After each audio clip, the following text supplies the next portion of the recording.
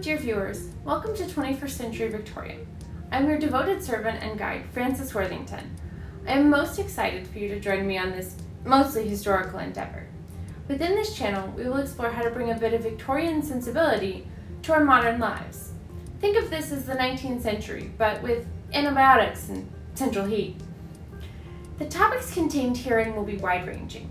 Anything at all we can think to adapt to modern life and decide is worth including is fair game. I recently started sewing my own clothes. And the more I looked into what I wanted to create, the more I was drawn to Victorian tailoring.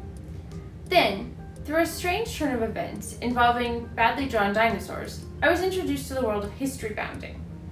The opportunity to wear waistcoats and plaids and sew with all of the beautiful laces and trims I could find was really more than anybody could pass up.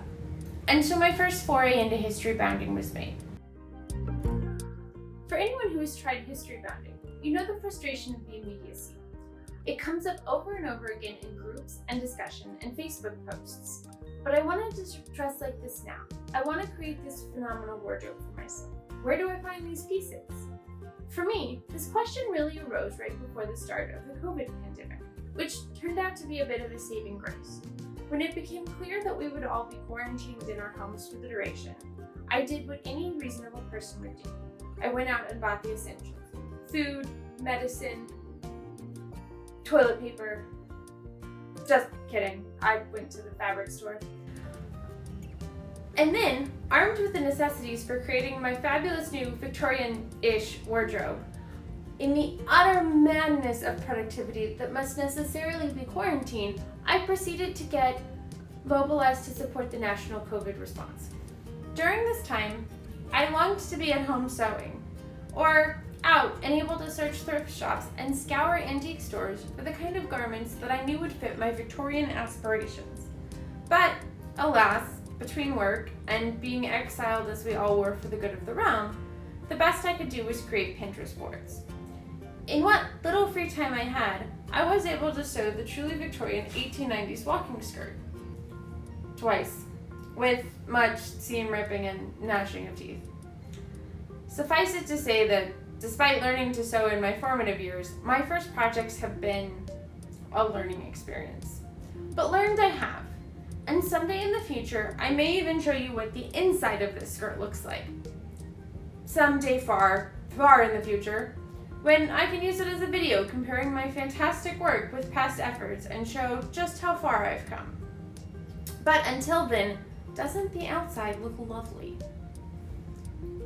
So, you may ask, then why have you created a YouTube channel about bringing the Victorian into the 21st century based solely on the merits of a walking skirt you're hoping to someday use as the before in a video about how much better you've gotten? Well, let me answer that in a couple of ways for you, my dear viewer. The first is to say we all start somewhere, and maybe by showing you where I'm starting, I can encourage others to start with me. After all, even Mr. Worth had a first garment, the 19th century equivalent of the five-legged elephant he made in home ec. But this is also how we improve and learn. This is how we get from the dollar of spool, box store trim, to buying antique French insertion lace and feeling confident enough to use it. We practice and we share and we learn.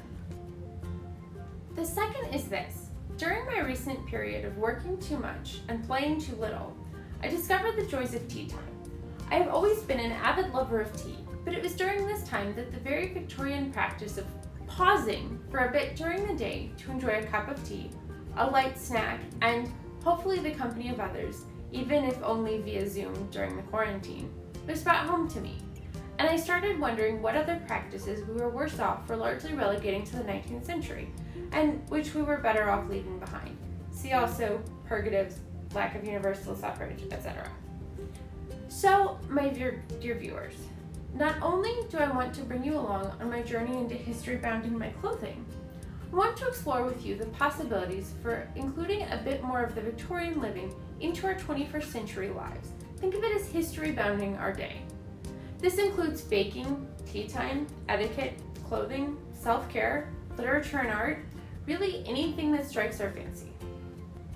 I will also pause here to mention that I am a researcher by training with a degree in history, a love of primary research, and access to a fantastic catalog of historical sources. In doing research topics for us to explore, I have started with Miss Beaton's Book of Household Management, Godey's Lady Book, Turn of the Century Fashion Patterns and Tailoring Techniques, and the Research Society for Victorian Periodicals, just to name a few. In truth, we are limited in topics only by our imaginations.